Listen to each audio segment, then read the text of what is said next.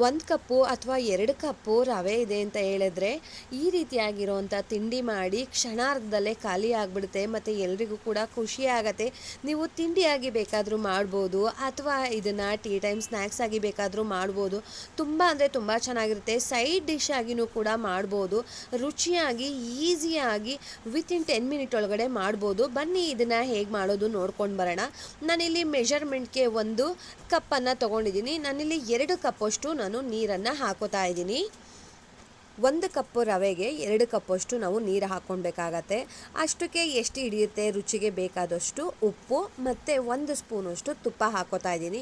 ತುಪ್ಪ ಹಾಕೋದ್ರಿಂದ ಈ ಒಂದು ವಡೆನಲ್ಲಿ ಒಂದು ತುಪ್ಪದ ಫ್ಲೇವರೇ ಇರುತ್ತೆ, ತುಂಬ ಚೆನ್ನಾಗಿರುತ್ತೆ, ಗಂಟಾಗೋದಿಲ್ಲ. ಅದೇ ರೀತಿಯಾಗಿ ಒಂದು ಅರ್ಧ ಸ್ಪೂನಷ್ಟು ಜೀರಿಗೆ ಹಾಕ್ಕೊಂಡಿದ್ದೀನಿ. ಜೀರಿಗೆ ಕೂಡ ಆಪ್ಷನಲ್ಲು, ಬೇಕಂದರೆ ಹಾಕ್ಕೊಳ್ಬೋದು, ಬಟ್ ಹಾಕಿದ್ರೆ ಮಾತ್ರ ತುಂಬ ಅಂದರೆ ತುಂಬ ಚೆನ್ನಾಗಿರುತ್ತೆ. ತಿಂತಾ ಇರಬೇಕಾದ್ರೆ ಜೀರಿಗೆ ಸಿಗ್ತಾ ಇರುತ್ತಲ್ಲ, ಒಂಥರ ರುಚಿನೇ ತುಂಬ ಆಸಮಾಗಿರುತ್ತೆ. ನಾನಿಲ್ಲಿ ನೀರು ಕುದಿಯೋದಕ್ಕೆ ಬಿಟ್ಟಿದ್ದೆ. ನೀರು ಚೆನ್ನಾಗಿ ಕುದಿಯೋದಕ್ಕೆ ಶುರುವಾದಾಗ ನಾನು ತೊಗೊಂಡಿರೋ ಅಂಥ ರವೆಯನ್ನು ಹಾಕ್ತಾಯಿದ್ದೀನಿ. ನಾವು ಉಪ್ಪಿಟ್ಟೆಲ್ಲ ಮಾಡ್ತೀವಿ ಅಲ್ವಾ, ಬಾಂಬೆ ರವೆ ಅಂತ ಹೇಳ್ತೀವಲ್ವ, ಆ ಒಂದು ರವೆನಲ್ಲಿ ಮಾಡ್ತಾ ಇರೋವಂಥ ರೆಸಿಪಿ ಇದು ಗಂಟೇನೂ ಆಗೋದಿಲ್ಲ ಸ್ನೇಹಿತರೆ. ಇದು ಕ್ವಾಂಟಿಟಿ ಒಂದು ಕರೆಕ್ಟಾಗಿ ಹಾಕ್ಕೊಳ್ಳಿ. 2 ಕಪ್ಪು ನೀರು ತೊಗೊಂಡ್ರೆ 1 ಕಪ್ಪಷ್ಟು ರವೆ ತೊಗೊಳ್ಬೇಕಾಗತ್ತೆ. ರವೆನ ನಾನಿಲ್ಲಿ ಹುರಿದಿಲ್ಲ, ಏನೂ ಇಲ್ಲ, ಹಾಗೇ ತೊಗೊಂಡಿರೋ ಅಂಥದ್ದು, ಹಸಿಯಾಗಿರೋ ಅಂಥದ್ದನ್ನೇ. ಇದನ್ನು ರವೆ ಬಿಟ್ಟ ಮೇಲೆ ಒಂದು 5 ನಿಮಿಷ ಲಿಡ್ಡನ್ನು ಕ್ಲೋಸ್ ಮಾಡಿ ಅದು ಬೇಯೋದಕ್ಕೆ ಬಿಟ್ಬಿಡಿ. ಆವಾಗ ಚೆನ್ನಾಗಿ ಹರಳುತ್ತೆ, ರವೆ ಎಲ್ಲ ಚೆನ್ನಾಗಿ ಹರಳುತ್ತೆ. ಇದು ಬಾಂಬೆ ರವೆ ಸ್ವಲ್ಪ ದಪ್ಪ ಇರೋದ್ರಿಂದ ಒಂದು 5 ನಿಮಿಷ ಬೇಕಾಗತ್ತೆ. ಲೋ ಫ್ಲೇಮ್ ಮಾಡಿ ಮುಚ್ಚಿಟ್ಟಾದಮೇಲೆ ಚೆನ್ನಾಗಿ ಬೆಂದಿದೆ. ಇವಾಗ ಸ್ಟವನ್ನು ಆಫ್ ಮಾಡಿ ತಣ್ಣಗಾಗೋದಕ್ಕೆ ಬಿಟ್ಬಿಡ್ತಾ ಇದ್ದೀನಿ. ಇವಾಗ ತಣ್ಣಗಾಗಿದೆ, ಒಂದು ಮಿಕ್ಸಿಂಗ್ ಬೌಲ್ಗೆ ಹಾಕೋತಾ ಇದ್ದೀನಿ. ನಮಗೆ ಕೈನಲ್ಲಿ ಮುಟ್ಟುವಷ್ಟು ಬಿಸಿ ಇದ್ದರೆ ಸಾಕು ಸ್ನೇಹಿತರೆ. ತೀರಾ ಬಿಸಿಯಾಗಿಯೂ ಬೇಡ, ತಣ್ಣಗಾಗಿಯೂ ಬೇಡ. ಇದಕ್ಕೆ ನಾನು ಫೈನ್ ಚಾಪ್ ಮಾಡಿರೋ ಅಂಥ ಶುಂಠಿಯನ್ನು ಹಾಕೋತಾ ಇದ್ದೀನಿ. ಇವೆಲ್ಲ ಆಪ್ಷನಲ್ಸು, ನೀವು ಬೇಕಂದರೆ ಹಾಕ್ಕೊಳ್ಬೋದು. ಕರಿಬೇವಿನ ಸೊಪ್ಪು, ಕೊತ್ತಂಬರಿ ಸೊಪ್ಪು, ಕಪ್ಪು ಎಳ್ಳು, ಇದು ಕೂಡ ಆಪ್ಷನಲ್ಲು ನಿಮಗೆ. ಮತ್ತು ಪೆಪ್ಪರ್ ಪೌಡರ್, ಇದನ್ನು ಕುಟ್ಟಿ ಪುಡಿ ಮಾಡಿರೋ ಅಂಥ ಪೌಡರ್ ಇದು. ಕಾಳುಮೆಣಸಿನ ಪುಡಿ ಅಂತೀವಲ್ವ ಅದು, ಸ್ವಲ್ಪ ಇಂಗು. ಇದು ಕ್ರಿಸ್ಪಾಗಿ ಬರಲಿ ಅಂತ ಹೇಳಿಬಿಟ್ಟು ಇಲ್ಲಿ ಸುಮಾರು ಒಂದು 2 ಸ್ಪೂನಷ್ಟು ನಾನಿಲ್ಲಿ ಅಕ್ಕಿ ಹಿಟ್ಟನ್ನು ಹಾಕ್ತಾಯಿದ್ದೀನಿ. ಇವಾಗ ಇದನ್ನೆಲ್ಲ, ಇದಕ್ಕೆ ನೀರು ಏನು ಮಿಕ್ಸ್ ಮಾಡಬಾರ್ದು ಸ್ನೇಹಿತರೆ. ಹಾಗೆಯೇ ಇದನ್ನು ಚೆನ್ನಾಗಿ ನಾದ್ಕೊಬೇಕಾಗತ್ತೆ. ಈವನಾಗಿ ಎಲ್ಲ ಮಿಕ್ಸ್ ಆಗಬೇಕು ನಾವು ಹಾಕಿರೋವಂಥ ಪದಾರ್ಥಗಳು. ನೀವು ನನಗೇನು ಎಕ್ಸ್ಟ್ರಾ ಹಾಕ್ಕೊಂಡೆ ಅಲ್ವಾ, ಕೊತ್ತಂಬರಿ ಸೊಪ್ಪು ಆಗ್ಬೋದು, ಕರಿಬೇವಿನ ಸೊಪ್ಪು, ಇದನ್ನೆಲ್ಲ ಕೂಡ ನೀವು ಸ್ಕಿಪ್ ಮಾಡಿನೂ ಮಾಡ್ಬೋದು. ಬಟ್ ಈ ಥರ ಮಾಡೋದ್ರಿಂದ ತಿನ್ನಬೇಕಾದ್ರೆ ಅದು ಬಾಯಿಗೆ ಸಿಗ್ತಾ ಇರುತ್ತಲ್ವ, ಆ ಒಂದು ಫ್ಲೇವರ್ ಇದೆಯಲ್ಲ ತುಂಬ ಚೆನ್ನಾಗಿರುತ್ತೆ. ಮತ್ತು ಡೈಜೆಷನ್ಗೂ ಕೂಡ ಒಳ್ಳೆಯದು. ಜಿಂಜರ್ ಹಾಕಿರೋದ್ರಿಂದ ಶುಂಠಿ ಡೈಜೆಷನಿಗೆ ತುಂಬ ಚೆನ್ನಾಗಿ ಹೆಲ್ಪ್ ಮಾಡುತ್ತೆ. ನೋಡಿ, ಇವಾಗ ಚೆನ್ನಾಗಿ ಇದು ಹಿಟ್ಟನ್ನೆಲ್ಲ ಕಲಿಸ್ಕೊಂಡು ಆಗಿದೆ. ಇವಾಗ ನಾವು ಯಾವ ಸೈಜಲ್ಲಿ ಬೇಕೋ ಆ ಸೈಜಲ್ಲಿ ಉಂಡೆಗಳನ್ನು ಮಾಡ್ಕೊಳ್ಳೋಣ.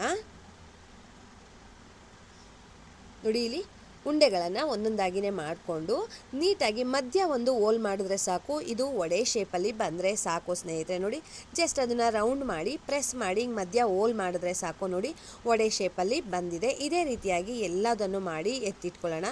ನಾನು ತೊಗೊಂಡಿರುವಂಥ 1 ಕಪ್ಪು ರವೆಗೆ ಇಲ್ಲಿ ಸುಮಾರು ಒಂದು 8 ರಿಂದ 9 ಈ ರೀತಿಯಾಗಿರುವಂಥ ವಡೆಗಳು ರೆಡಿ ಆಗುತ್ತೆ. ಇಬ್ಬರಿಗೆ ಸಫಿಷಿಯೆಂಟಾಗಿ ತಿಂಡಿಗೆ ಆಗುತ್ತೆ ಸ್ನೇಹಿತರೆ. ಈ ರೀತಿಯಾಗಿ ಬ್ರೇಕ್ಫಾಸ್ಟ್ ಮಾಡಿದ್ರೆ ತುಂಬ ಅಂದರೆ ತುಂಬ ಚೆನ್ನಾಗಿರುತ್ತೆ. ಹೊಸ ಥರನೂ ಇರುತ್ತೆ, ಮತ್ತು ತಿನ್ನೋದಕ್ಕೂ ತುಂಬ ಚೆನ್ನಾಗಿರುತ್ತೆ. ನೀವು ಕೂಡ ಟ್ರೈ ಮಾಡಿ. ಯಾರು ಟ್ರೈ ಮಾಡ್ತೀರಾ ಕಮೆಂಟ್ ಮಾಡೋದನ್ನು ಮರಿಬೇಡಿ. ನಾನಿಲ್ಲಿ ಮೀಡಿಯಮ್ ಫ್ಲೇಮ್ನಲ್ಲಿ ಎಣ್ಣೆನ ಬಿಸಿಗೆ ಇಟ್ಕೊಂಡಿದ್ದೀನಿ. ಸೊ ಅದಕ್ಕೆ ಆ ಎಣ್ಣೆಗೆ ಎಷ್ಟು ಇಡಿಸುತ್ತೆ ಅಷ್ಟು ನಾನಿಲ್ಲಿ ವಡೆಗಳನ್ನು ಹಾಕೋತಾ ಇದ್ದೀನಿ. ಯಾವಾಗಲೂ ಮಸಾಲೆ ವಡೆ, ತೂತೊಡೆ ಅಂತ ಹೇಳ್ಬಿಟ್ಟು ಉದ್ದಿನಬೇಳೆ ವಡೆ ತಿಂತಾನೇ ಇರ್ತೀವಿ.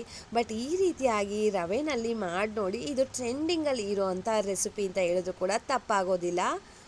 ಇದು ಕಲರ್ ಚೇಂಜ್ ಆಗೋ ತನಕ ಮತ್ತು ಬಬಲ್ಸು ಪೂರ್ತಿಯಾಗಿ ಕಡಿಮೆ ಆಗೋ ತನಕ ಇದನ್ನು ಫ್ರೈ ಮಾಡಬೇಕಾಗತ್ತೆ. ಫ್ಲೇಮನ್ನು ಯಾವುದೇ ಕಾರಣಕ್ಕೂ ಐ ಫ್ಲೇಮಲ್ಲಿ ಇಡೋದಕ್ಕೆ ಹೋಗಬೇಡಿ. ಮೀಡಿಯಮ್ ಫ್ಲೇಮ್ಗಿಂತ ಸ್ವಲ್ಪ ಕಮ್ಮಿ ಇದ್ರೂ ವಾಸಿನೇ ಚೆನ್ನಾಗಿ ಫ್ರೈ ಆಗತ್ತೆ. ಮತ್ತು ಇದು ಎಷ್ಟು ಚೆನ್ನಾಗಿ ಬರುತ್ತೆ ಅಂದರೆ, ನಾವು ಇದಕ್ಕೆ ಸೋಡಾ ಏನೂ ಹಾಕಿಲ್ಲ, ನಾವು ಏನೂ ಆಗಲಿ ಸೋಡಾ ಆಗಲಿ, ಅಷ್ಟು ಕ್ರಿಸ್ಪಾಗಿರುತ್ತೆ. ಒಳಗಡೆ ಭಾಗ ಪೂರ್ತಿ ಸಾಫ್ಟಾಗಿ ಬರುತ್ತೆ. ತುಂಬ ಅಂದರೆ ತುಂಬ ಚೆನ್ನಾಗಿ ಬರುತ್ತೆ. ನಾನು ಹೇಳ್ದಾಗೆ ನೀವು ಇದನ್ನು ಒಂದ್ಸಲ ಟ್ರೈ ಮಾಡಿ. ನಿಮಗೆ ಇಷ್ಟ ಆಗುತ್ತೆ ಸ್ನೇಹಿತರೆ. ನೋಡಿ ಎಷ್ಟು ಚೆನ್ನಾಗಿ ಉಬ್ಬಿದೆ ಅಂತ, ತುಂಬ ಚೆನ್ನಾಗಿ ಉಬ್ಬುತ್ತೆ. ಮತ್ತು ಇದು ಕಲರ್ ಚೇಂಜ್ ಆಗಬೇಕು. ಕಲರ್ ಚೇಂಜ್ ಆಗೋ ತನಕ ನಾವು ಫ್ರೈ ಮಾಡಬೇಕಾಗತ್ತೆ. ಅದು ಒಳಭಾಗ ಎಲ್ಲ ಚೆನ್ನಾಗಿ ಬೇಯಬೇಕಲ್ವಾ, ಅಲ್ಲಿ ತನಕನೂ ನಾವು ಫ್ರೈ ಮಾಡಬೇಕು. ಬಬ್ಬಲ್ಸ್ ಕೂಡ ಕಡಿಮೆ ಆಗ್ತಾ ಬರುತ್ತೆ.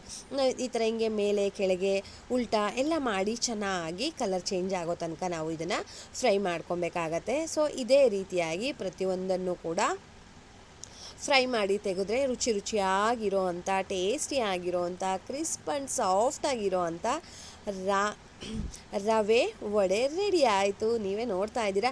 ಮತ್ತು ಇದು ಎಣ್ಣೆನೂ ಕೂಡ ಅಬ್ಸರ್ವ್ ಮಾಡ್ಕೊಳ್ಳೋದಿಲ್ಲ ಸ್ನೇಹಿತರೆ. ಇದು ರವೆ ಹಾಕಿರೋದ್ರಿಂದ ಚೆನ್ನಾಗಿ ಎಣ್ಣೆ ಕುಡಿಯುತ್ತೆ, ಆ ಥರ ಏನೂ ಇಲ್ಲ. ಇದು ಎಣ್ಣೆನೂ ಕೂಡ ಅಬ್ಸರ್ವ್ ಮಾಡ್ಕೊಳ್ಳೋದಿಲ್ಲ. ನೀವು ನೋಡ್ತಾ ಇದ್ದೀರಾ ಎಷ್ಟು ಚೆನ್ನಾಗಿ ಬಂದಿದೆ ಅಂತ. ತುಂಬ ಅಂದರೆ ತುಂಬ ಚೆನ್ನಾಗಿ ಬಂದಿತ್ತು. ತಿಂತಾ ಇದ್ರಂತೂ ಆಹಾ ಏನು ಮಜಾ ಅಂತೀರಾ. ನೀವು ಇದಕ್ಕೆ ಚಟ್ನಿ ಬೇಕಾದರೂ ಮಾಡ್ಕೊಳ್ಬೋದು. ನಮ್ಮ ಮನೇಲಿ ಚಟ್ನಿಗಿಂತ ಸಾಸ್ ತುಂಬ ಇಷ್ಟಪಡ್ತಾರೆ ಮಕ್ಕಳು ಅಂತೇಳಿ ನಾನು ಸಾಸ್ ಜೊತೆ ಸರ್ವ್ ಮಾಡಿದ್ದೆ. ತುಂಬ ಚೆನ್ನಾಗಿತ್ತು. ಸಾಸ್ ಜೊತೆ ಕೂಡ ತುಂಬ ಚೆನ್ನಾಗಿರುತ್ತೆ. ಆ ಹುಳಿ ಅಂಶ ಇರೋದ್ರಿಂದ ನಾವು ಇದರಲ್ಲಿ ಯಾವುದೇ ಹುಳಿ ಪದಾರ್ಥ ಹಾಕಿರೋದಿಲ್ಲ.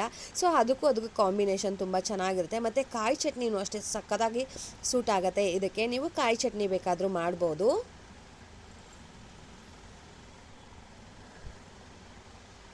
ನೋಡಿ ಈಗ ಪ್ರತಿಯೊಂದನ್ನು ಕೂಡ ನಾನು ಇದೇ ರೀತಿಯಾಗಿಯೇ ಕಲರ್ ಚೇಂಜ್ ಆಗೋ ತನಕ ಫ್ರೈ ಮಾಡ್ಕೊಂಡಿದ್ದೀನಿ. ನೋಡಿ ಅದು ಬಬ್ಬಲ್ಸ್ ಕೂಡ ಕಡಿಮೆ ಆಗಿದೆ, ಅಲ್ಲಿ ತನಕ ಇದನ್ನು ಫ್ರೈ ಮಾಡ್ಕೊಳ್ಬೇಕಾಗತ್ತೆ. ಸೈಡ್ ಡಿಶ್ಶಿಗೂ ಕೂಡ ತುಂಬ ಚೆನ್ನಾಗಿರುತ್ತೆ. ನಾವೇನಾದರೂ ಮನೇಲಿ ಅನ್ನ ಸಾಂಬಾರು ಮಾಡಿದ್ದೀವಿ, ಅದಕ್ಕೇನಾದರೂ ನೆಂಚ್ಕೊಳ್ಳೋಕ್ಕಿಲ್ಲ ಅಂದರೆ ಇನ್ಸ್ಟೆಂಟಾಗಿ ಈ ಒಂದು ರೆಸಿಪಿಯನ್ನು ಮಾಡಿಬಿಡ್ಬೋದು.